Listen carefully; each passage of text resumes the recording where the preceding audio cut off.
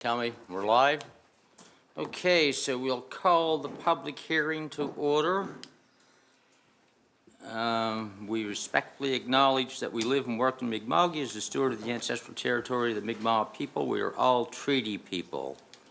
And this particular one is consideration of amendments to municipal planning strategy and Village of Chester secondary planning strategy to remove policies related to archaeological assessments.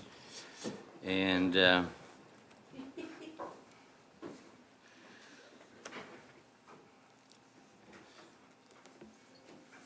yes, Garth. You start her out. Sure. Oh, sorry. Yeah, I can just do a brief overview here. So, as stated in the title, the amendments that are under consideration today are to remove policies in the municipal planning strategy and village planning strategy related to archaeological assessments.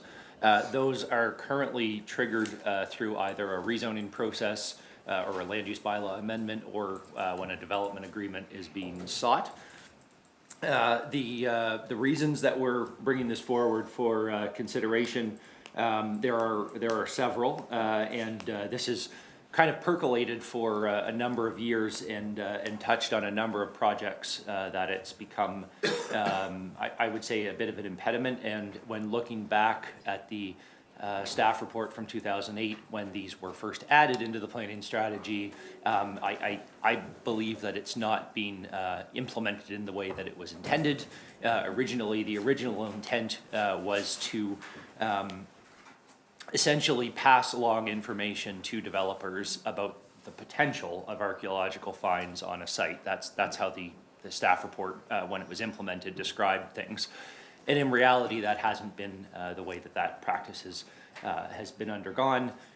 What's happened is we would correspond with special places from the province to receive an initial sort of screening report for the project site.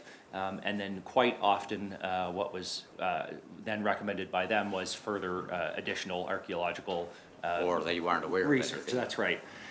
So there were a number of, so we did have a few projects that completed that work, or in some cases it was deemed that it wasn't necessary because the comments were, I would say, clear enough that we were, as staff, were comfortable with that.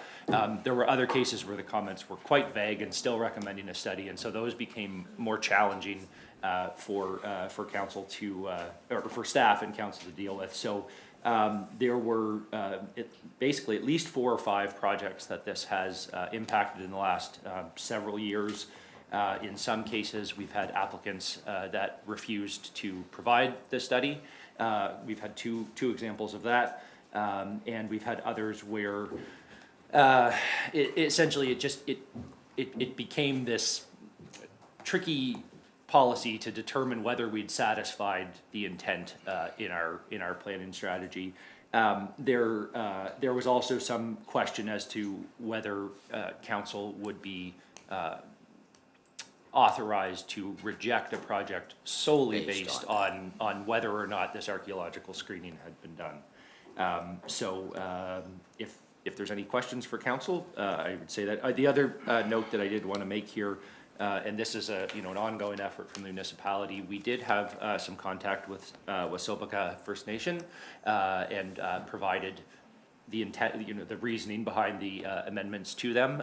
There was no follow-up after that, so presumably, I take that to mean that they were, at least didn't have concerns. I expect they would have let me know if they had concerns. So I just wanted to make that note as well, because particularly on this note of archaeological importance, I think that is relevant. So it was great to have that, at least that initial communication there.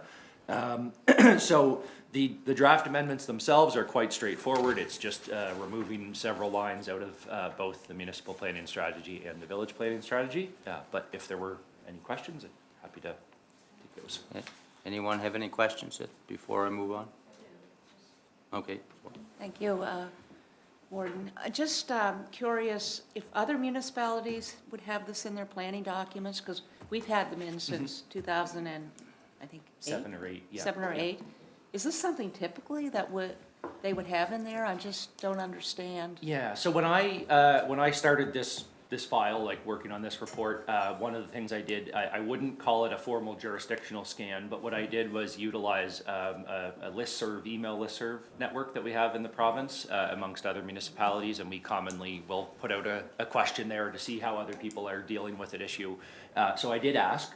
The only response I got back was from HRM, that they do have it in their books.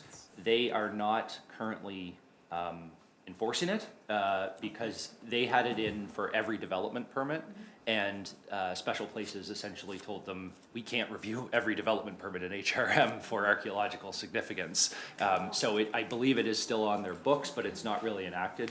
But that was the only response that I got in terms of who currently has it. So it may have been others did and no longer do, but, so I don't want to say nobody else does, but from For the the most feedback part. I got, the vast majority were saying that no, they did not do this. Anyone else, any questions before I move on? Okay, comments by the public on the proposal? Anyone wish to speak on this issue? Hearing none.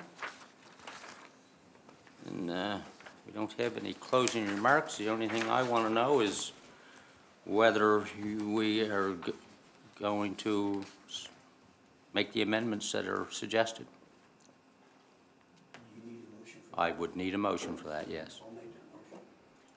We have a seconder? Do we have a seconder to make the amendments?